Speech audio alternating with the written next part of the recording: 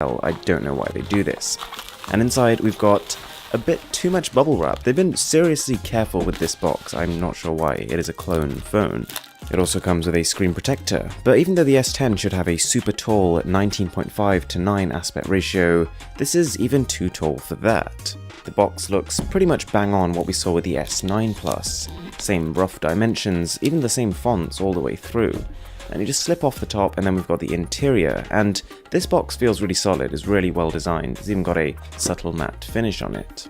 The phone is on top. We're going to come straight back to this in a second, but first of all, pretty much the standard stuff inside the box. This quick start guide is from a past clone phone, and this charger is probably, hopefully going to be revamped in the actual S10. I'm definitely hoping for fast charging speeds. It's an area where Samsung's phones aren't exactly on par. Got a pair of earphones and then a standard USB Type-C charging cable. Okay, onto the phone itself, and as with most clone phones, it's thicker and heavier than the actual phone will end up being, not quite as slick or refined, but there are a few interesting takeaways we can have from this. We've got almost stainless steel looking edges, kind of like what we've seen on the iPhone XS. I really like that. I think that looks pretty premium.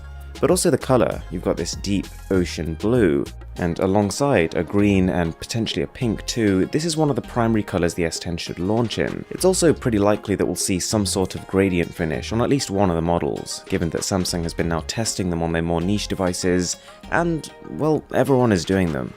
On the bottom you can actually see the codename here, SMG9700. That is what we're expecting it to be.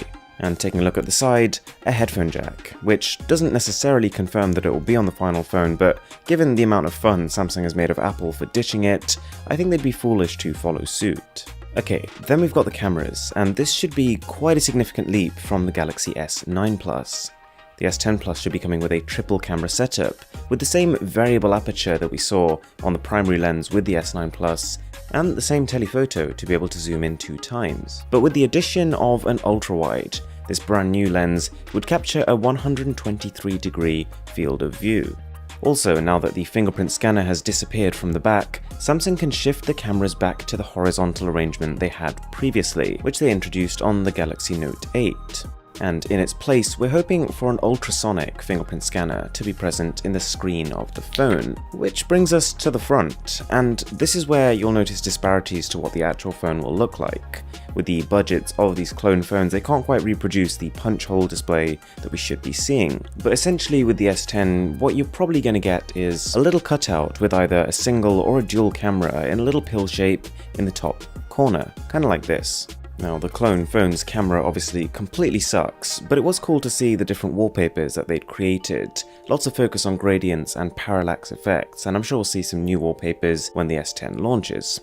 Also, the skin on this phone isn't quite right. You might know that Samsung has launched something they call One UI, and this is probably what's going to be preloaded on the S10. And this will bring a whole number of improvements like less menus, redesigned icons, as well as software features like the supposed bright night mode, essentially Samsung's equivalent of Pixel's night sight.